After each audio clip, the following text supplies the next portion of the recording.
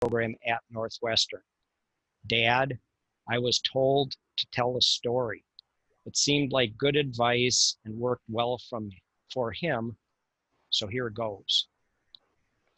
I was supposed to attend our 50th high school class reunion this past summer, but obviously that did not happen.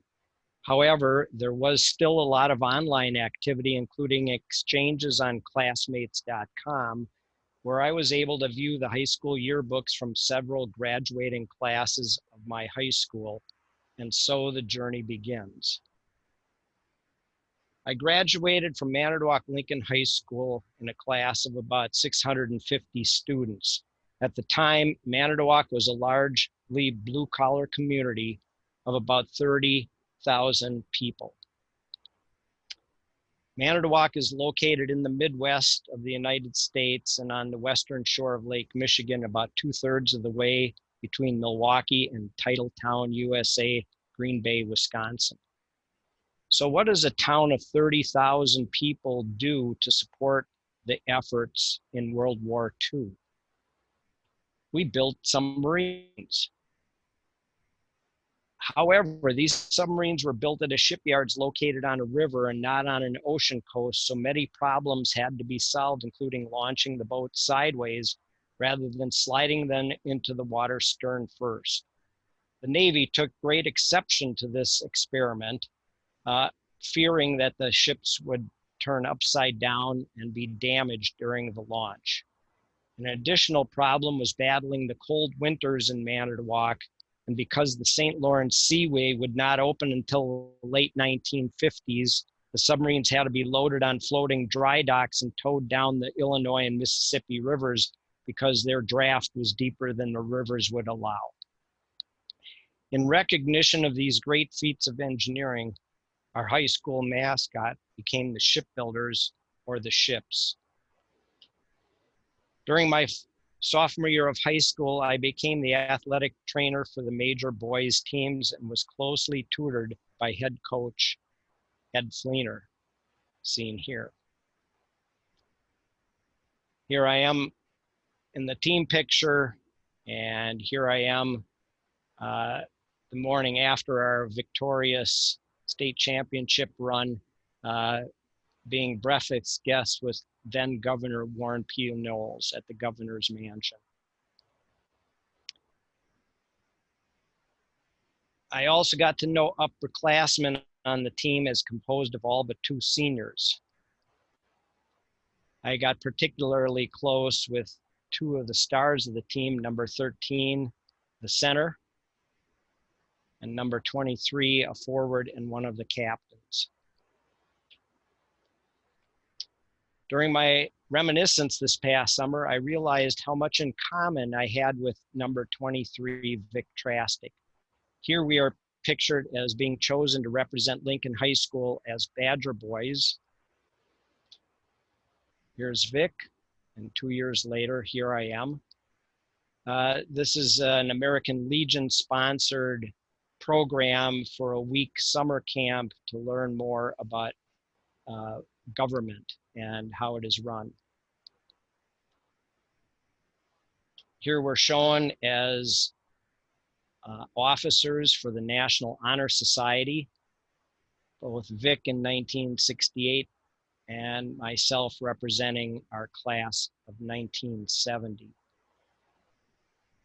Vic and Pete Hansen, the tall guy, number 13, both decided to attend Northwestern University, and when returning to Manitowoc during holiday vacation breaks, convinced me to enroll there as well, as they thought me attending Northwestern would be a good fit. I tried to figure out what word would best describe how I felt about these upperclassmen and why I'd want to listen to their advice. The word admiration best fits this emotion. I went on to attend Northwestern, and then for a multitude of reasons, I followed Vic to medical school at the University of Wisconsin, and then back to Northwestern for residency, even though we were 2 years apart in school. Vic, however, changed his choice of specialty and left the urology program at Northwestern for a general surgery residency at Mayo Clinic in Minnesota, followed by research fellowship and then a thoracic surgical fellowship in Canada, only to return to Mayo Clinic as a thoracic surgeon, while I continued at Northwestern through the anesthesia residency and a fellowship in cardiovascular physiology before joining the faculty. So admiration is a social emotion felt by observing people of competence, talent, or skill exceeding standards. In high school, I admired Vic Trastic, and Vic certainly had competence, talent, and skill exceeding standards. He was a very bright guy and a great athlete in both basketball and golf. And it certainly didn't hurt that he was tall, dark, and handsome. I would go on to admire and learn from many other role models during my professional career. I also want to take a moment to admire the 10 awardees who have preceded me in receiving this award, and to be added to this list is truly a humbling experience. However, I'm sure my story would be much different had I not left physiology and joined this wonderful and talented group of clinical pharmacologists, a group of contemporaries just starting out under the watchful eye of Colin Shanks, who had joined our department after establishing his research career in Australia. But who is Henthorne, Avram, and Krejcie, or Hack? The enigma was decoded by Steve Schaefer and Dennis Fisher in their chapter on pharmacokinetic and pharmacodynamic modeling in anesthesia in this book, The Wondrous Story of Anesthesia. As described in the chapter, these three contemporaries of Fisher and Schaefer created a laboratory in clinical pharmacology at Northwestern University. They go on to say that Tom Henthorne, the tallest of the group, was hence the presumed leader. Mike Avram was obviously the pharmacologist, and Tom Krejcie, the implementer. It goes on to say that in the mid-'80s, Steve Schaefer chaired a site visit for a grant in clinical pharmacology at Northwestern. Henthorne, Avram, and Krejcie described the hours of early morning preparation each investigator contributed to the arterial blood sampling every 2 seconds after drug administration. Impressed by the effort, Schaefer asked, "At what ungodly hour does your SWAT team arrive to make this happen?" The name stuck. The outside world knows these investigators as Henthorne, Avram, and Krejcie. However, to their academic colleagues, they are the SWAT team. So I assume that Steve Schaefer wrote this, but I was impressed at how he figured out what each of us was responsible for and how the work got done. Colin Shanks and our research at Northwestern significantly influenced how we proceeded our careers.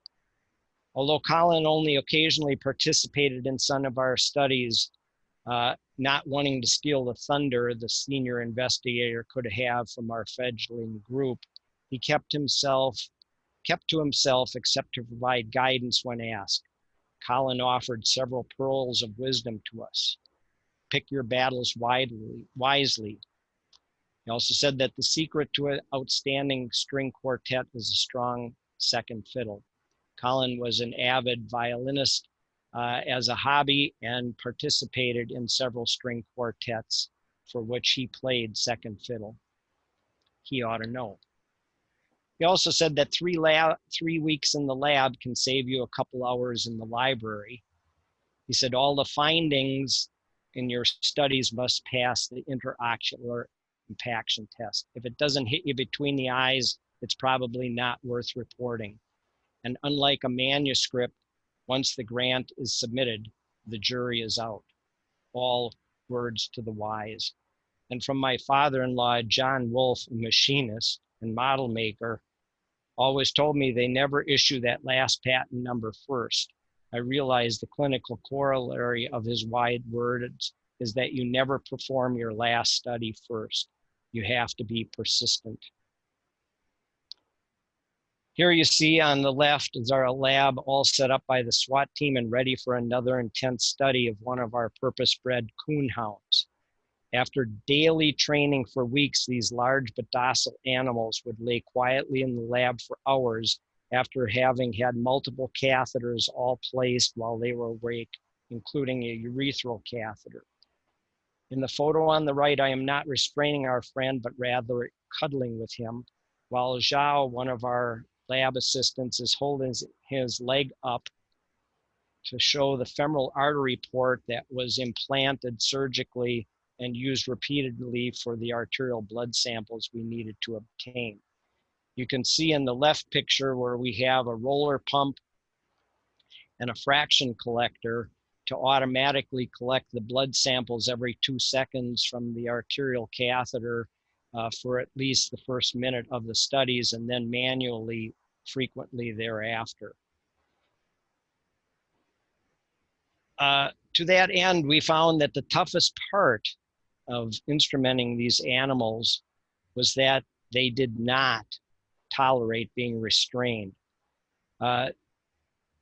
So there, to that end, we could do almost anything we wanted to, placing the catheters as long as the animals could watch us. And that was the difficulty with accessing the external jugular vein to place a sheath in a pulmonary artery catheter, because although it was not painful, the animals could not see what we were doing.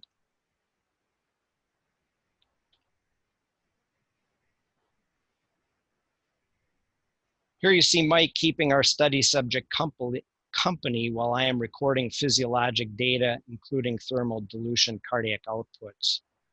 Mike is once again placing the urethral catheter through the urethra of our study subject while standing in his cage to collect the radioactive inulin as to minimize exposure to the animal care custodians who feed these dogs and clean their cages. We signed up for these studies knowing the risks of the radiation. The custodians did not. So following one of the pearls from Colin and leaving the lab for the library, we noted that Henry Price, while at the University of Pennsylvania, was also very interested in how physiology drives pharmacokinetics, and nicely depicted the processes responsible for clearing thiopental from the blood, or pool as designated here, by a redistribution to different tissues of the body in his 1960 publication. Of note, James Eckenhoff, vice chair at the University of Pennsylvania at the time, migrated to Northwestern and became the founding chair of our academic department in 1964. I had the great honor of working with him as a resident caring for surgical patients at our VA hospital. Another great figure to admire. In this picture, notice the geometric time scale on the x-axis and the percent dose rather than concentration on the vertical axis. Had we as a scientific community paid more attention to his work, it would not have been such a surprise that after a bolus injection of thiopental, patients rapidly regained consciousness, but had a very prolonged recovery, often going into days, following an infusion used to induce a coma following severe brain injuries. Redistribution to these indifferent tissues is no longer a process because those tissues have reached saturation, and the only clearing of the blood is through a very slow metabolic process. Here, Price, with very limited or no computer capability, was able to illustrate yet another physiologic influence on drug disposition, in that hypotension and maintenance of a core circulation results in a 50% increase in the dose fraction entering the brain, while a 50% decrease is seen in cases of luxury perfusion to indifferent tissues in the anxious patient. In this case, a greater than expected dose of thiopental would be required to induce unconsciousness in this apprehensive patient. But in the hypotensive patient, a great reduction in dose would be all that is required to induce unconsciousness. Almost 4 decades later, with using very complex model of tissue flows and organ drug concentrations, the Stanford group came to much the same conclusion. And so a dosing dilemma is born. About 500 years ago, Paracelsus told us that all substances are poisons. There is none which is not a poison. It is the right dose that differentiates a poison and a remedy. 75 years ago, in the 1943 version issue of Anesthesiology in 3 sequential articles, there was a discussion on the virtues of intravenous anesthesia in war surgery. One of those was the use of thiopental, as you see here, in a typical dose of 500 milligrams as the sole agent for anesthesia was not dangerous, but the method of administration was typically a bolus, and often the danger consisted in the type of patient to whom the drug is administered, not how it was administered.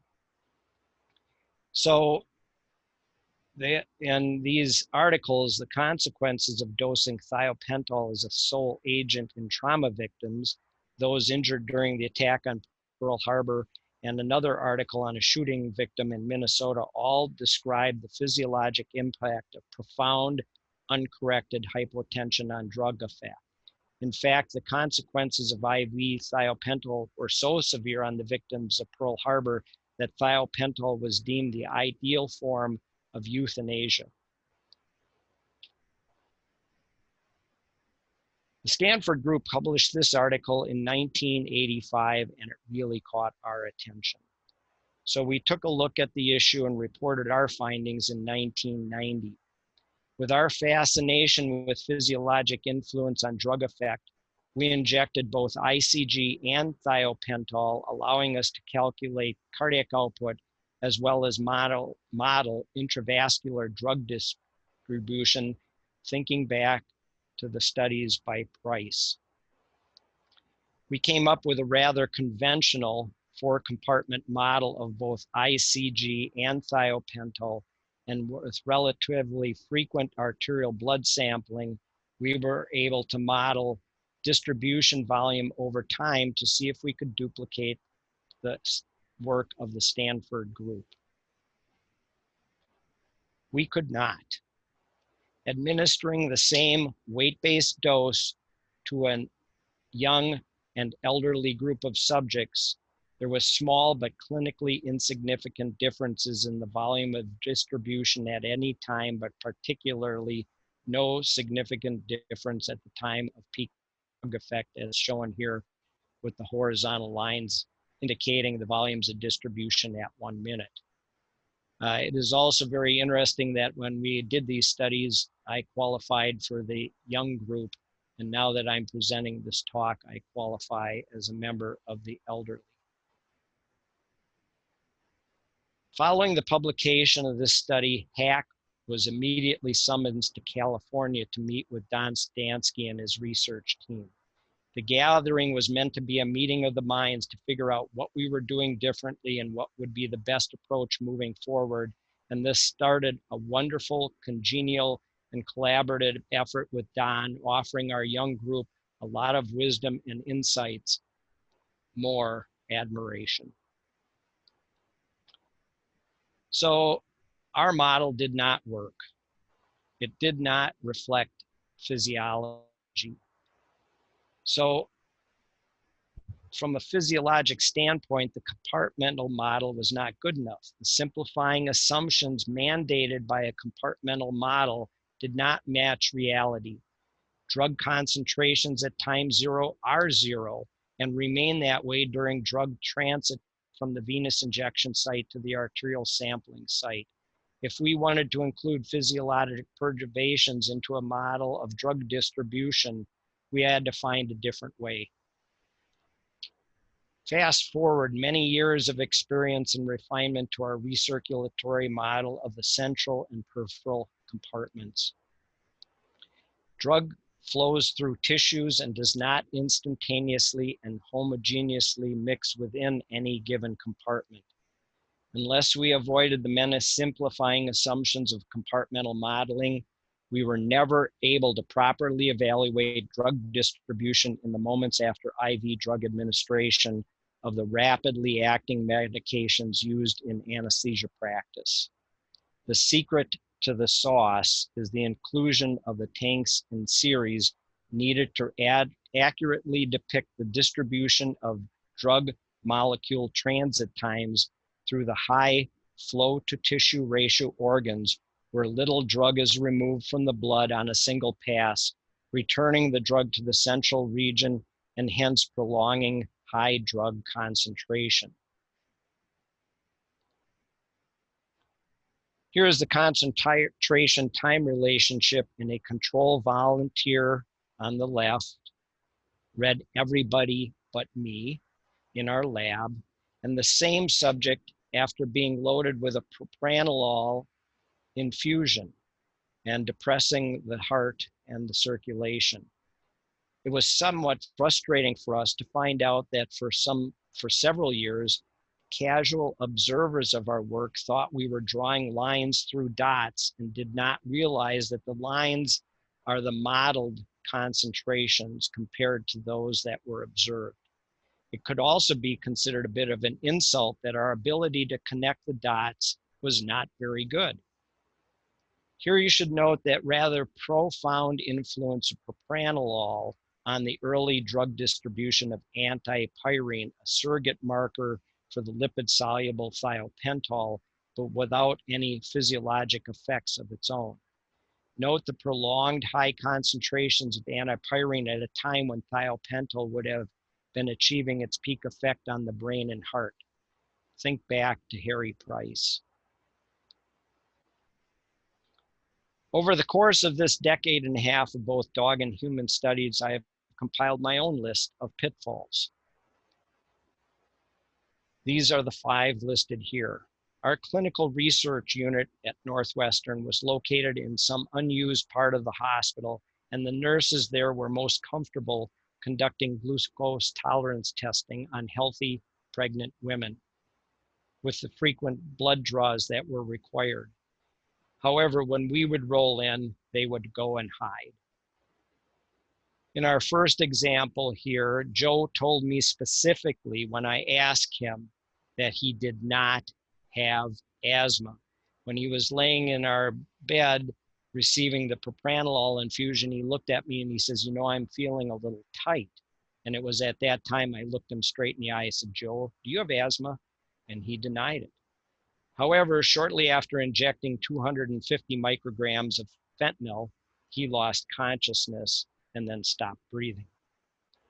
I could not ventilate him with a mask and self-inflating bag, so on to intubation, which was not easy in the hospital bed, complete with headboard. Initially, after intubation, I could not ventilate him, and something in my head told me to stop the propranolol. I eventually could ventilate him, and shortly thereafter, I was covered in pink, frothy secretions. He started to recover consciousness, and with his hand, he drew out the letters, "Stop the study." The adventure bought him a night in the ICU on a ventilator, but I'm happy to report that the next morning he was discharged from the ICU directly to home, escorted by Mike Avram. Number 2, our female medical student subject did much better than Joe, and it was not until late in the blood sampling protocol that she informed us that she needed to void. Oh no, where is that in our protocol? After a failed unsupervised bedpan attempt, we decided to forego the protocol of supine positioning and escorted her to the bathroom. When we submitted our manuscript on our dog study, the reviewers asked that we rewrite the method section because it sounded to them like we were placing the PA catheter in an awake dog, and they knew that was impossible. That was the last we had to attempt to do that, and thenceforward, PA catheters were all placed with the dogs lightly sedated before we went on for the awake baseline study and then subsequent response to medication. During my time as associate chair for research, the most common battle waged was to get my clinical colleagues to try and separate their clinical practice and experience from their research design. Clinical care is much too heterogeneous to get meaningful results without a very large study population. And finally, one must question the wisdom of participating in an IV opiate study, especially if you have to stay up all night analyzing samples. So our group is, again, other than myself, all volunteered for the studies we had planned on humans, and then we added a few from the outside. For example, Joe working in our lab, or the female medical student that showed up and signed up for one of our studies. Mike was so sick after receiving fentanyl and spent so much time nauseated and vomiting so frequently that we had to get him out of the bathroom even after most of the blood samples had been obtained. So I ended up giving him Narcan so he could get back to analyzing samples. When we were studying ICG, we found that ICG was quite evanescent, and if you kept the samples in the refrigerator or the freezer for any prolonged period of time, it disappeared. We had to move on. The show must go on. So Mike stayed up all night after the Narcan and was able to analyze all of the samples. So now back to how my research career has impacted my subsequent career in administration. During the heyday of our research, I was assigned to our VA hospital to fill my clinical obligations.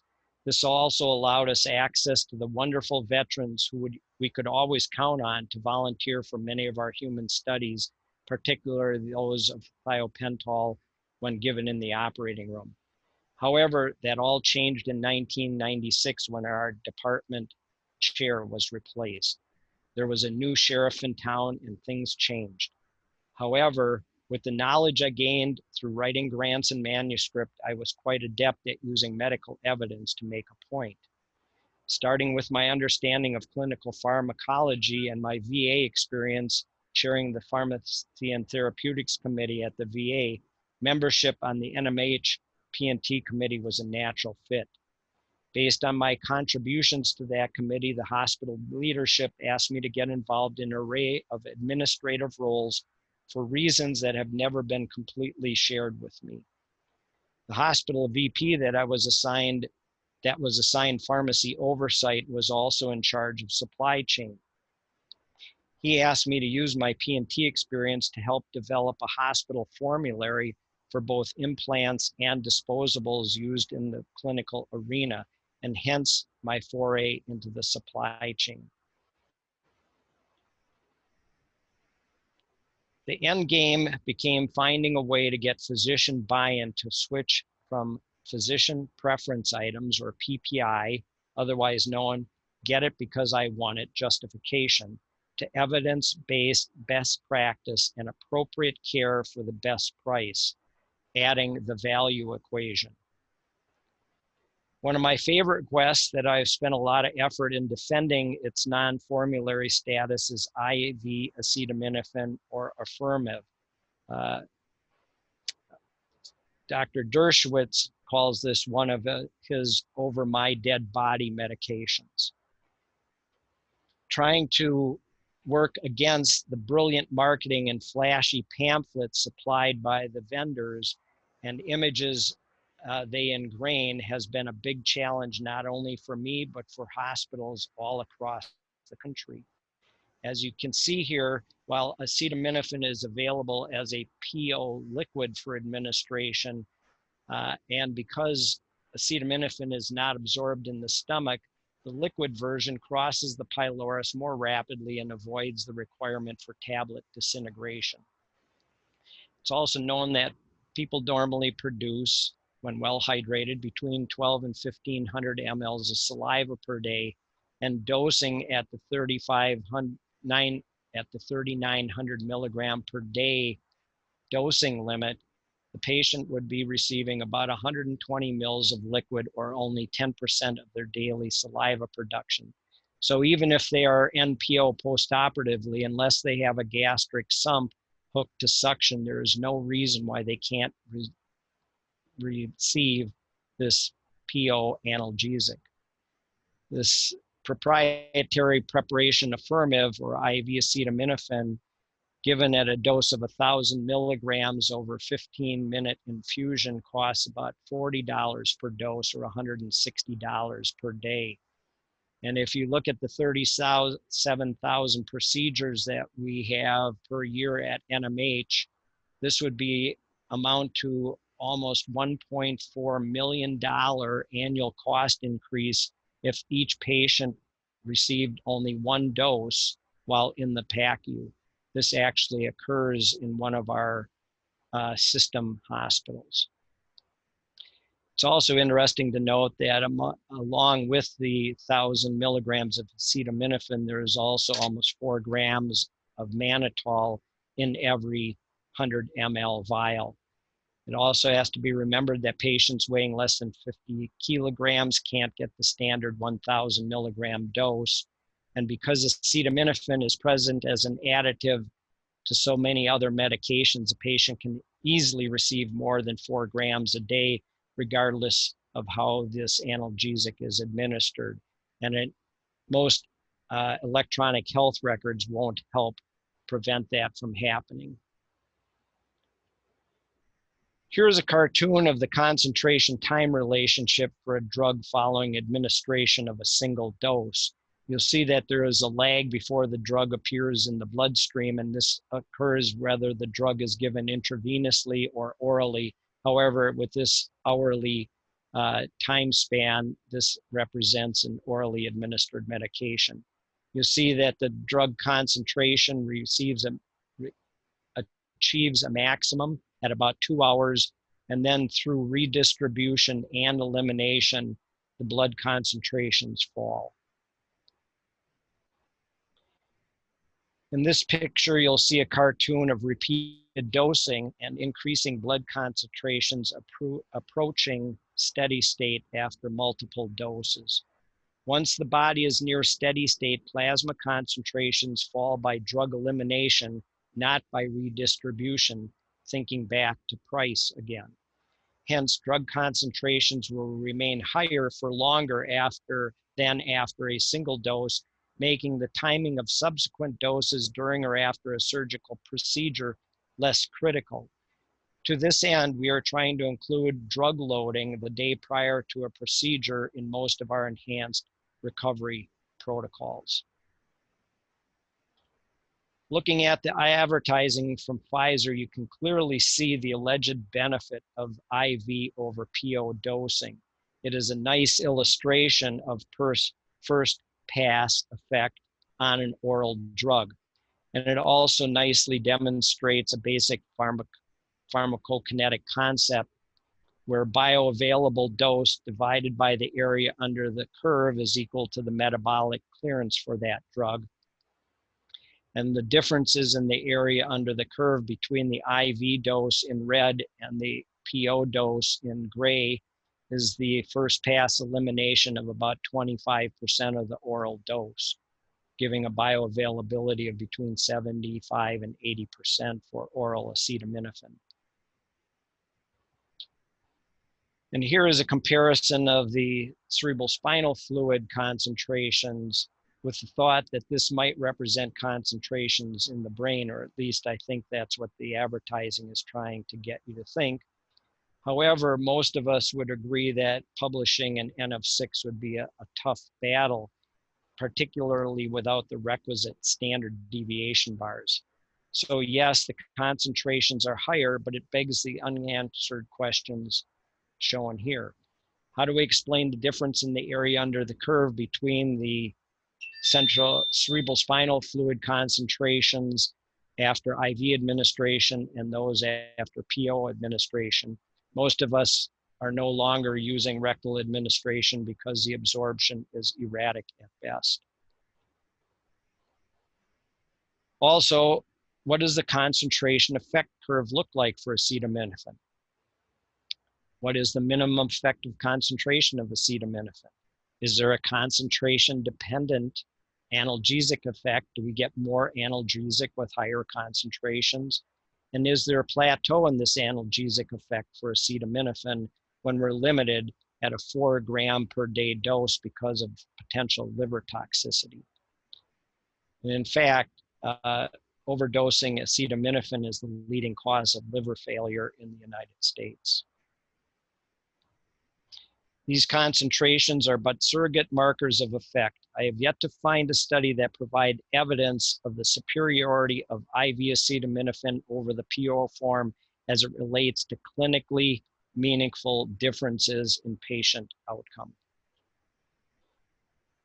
We not only have little idea of the concentration response relationship, but we also did not until recently even know the active compound, receptor, or site of action for acetaminophen. Here we see that there seems to be a dual mode of action interacting with both the COX prostaglandin system and the cannabinoid receptors in the brain and possibly the peripheral tissues. We see that acetaminophen readily crosses the blood-brain barrier and is distributed homogeneously throughout the CNS. We also know that the analgesic action is via indirect activation of the cannabinoid receptors in the brain and spinal cord. Acetaminophen in the brain has been shown to reduce selective inhibition of the COX pathway and by indirectly inhibiting prostaglandin production. While this inhibition of acetaminophen is absent in the peripheral tissues, mainly because the peroxides that are part of the reaction are at higher levels in the periphery, and therefore this transition for acetaminophen does not occur. What is the active compound for this alleged action of acetaminophen on the CB1 receptor? Well, acetaminophen is actually metabolized to AM404, otherwise known as arachidonyl aminophenol, an active metabolite of acetaminophen, and is responsible, at least in part, for its analgesic action in the brain.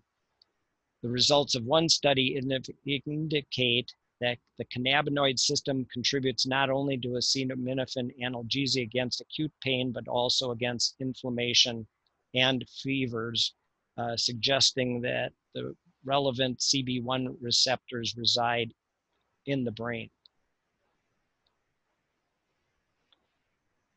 And here it goes on to say that in this publication that the cannabinoid receptor type 1, or the CB1 receptor, is found primarily in the central nervous system, although it can occur in the periphery. These receptors respond to endogenous cannabinoids such as anandamide, as well as external cannabinoids such as in THC, or these medications now being supplied and legalized in many states. So here's a picture of acetaminophen, and after undergoing transformation to AM404 with fatty acids within the central nervous system, to have this chain that fits into the receptors for the cannabinoids, which is identical to the anandamide chain. So where does that leave us today? Tom Henthorn left Northwestern and moved to Colorado, where he became chair of the Department of Anesthesiology at the University of Colorado in Denver. Mike Avram, the 2018 Lifetime Achievement Awardee, is the assistant editor-in-chief for the journal Anesthesia, who, along with Evan Karish, the 2017 Lifetime Achievement Awardee, has shepherded the journal Anesthesiology to an impact factor of over 7. Colin Shanks unfortunately succumbed to prostate cancer and was lost to us, but he will never be forgotten. Colin would frequently counsel me on my multiple roles of playing second fiddle when I could confide in him my frustrations. He told me to embrace that position and help whatever group I was working with be the best it can be due to the strength of that second fiddle. To the anesthesiologist in attendance, please do not forget your principal role, regardless of how you spend your time in the little time you spend in the procedural areas. Regardless of the research, I always felt I needed to provide high-level clinical care to all the patients assigned to me. That is what I was trained to do. That is what I got paid to do. And that is what the patients and their families expected. And notwithstanding the honor bestowed on me today by this society, I can think of no greater recognition than to ask to care for one of these groups of people. At Northwestern, these patients all had at least 70 other options. I want to give my thanks for this honor to Conrad Meisner, immediate past president of ISAP, the 2019-2020 ISAP Board of Directors, and the 2 ISAP members who anonymously nominated me for this award. And last, my family. My loving wife of 41 years and life partner for 45 years. My 2 sons, Ben and Alex. Their wonderful wives, Jessica and Chloe, and finally the latest addition to the family, and future pole vaulter Violet. Thank you for all the joys you have brought to my life. Sorry. But whatever happened to Vic Trastic? He transferred to the Mayo Clinic in Scottsdale to become the chair of surgery department, and after 2 years was promoted to the CEO of the Mayo Clinic in Scottsdale. Certainly others agreed with me that Vic had competence, talent, and skill exceeding standards. Vic's main role was to teach, don't blame, and you can read the rest for yourself, but every error leads to a teaching moment. Does constructive teaching always supplant blaming? No. However, Vic is relentless in articulating a principle that strengthens self-confidence and self-esteem, which paves the way for true collaboration. And now for my advice. Find good mentors. Find people you can admire. Find something you are passionate about and have fun, because nothing beats getting paid for something you enjoy doing. Thank you so much.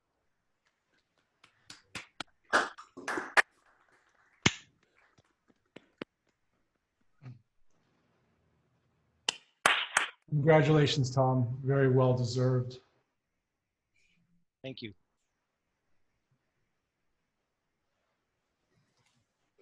Okay. On that note, that excellent talk, we're going to conclude our first ever virtual ISAP meeting. Everyone, yes. Drinks are on me, everybody. Drinks are on me.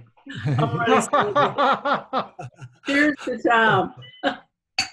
Yeah, I promise. Next year when we're in San Diego, to buy everyone around. So, including Tom, because we're not all there personally to give him the recognition he deserves. Steve will buy the drinks and I will drive everybody home. Excellent. Sounds great. If you're on Zoom while you're driving, Talmadge, I don't know that that's very safe. I do think that Jerry and Hugo deserve a lot of thanks too for working on this. Our first virtual meeting presented a lot of challenges, but you were really great to work with and so supportive and responsive. And thank you so much. I really I enjoyed doing it. Great job, you guys. Great job. Thank you. Nice work, everybody. You can bring here. Yeah. I think we're gonna have a virtual reception. So if everyone has the gusto to stay on board for a few minutes, you're more than welcome. Otherwise, Back on the virtual meeting, I guess I'd be interested in hearing that too as well, so. yeah, definitely. Thought it went well. But I'll leave the Zoom open for a while here and when people want to leave, and then I'll just, close it out, so. Okay. All right. This is on you here.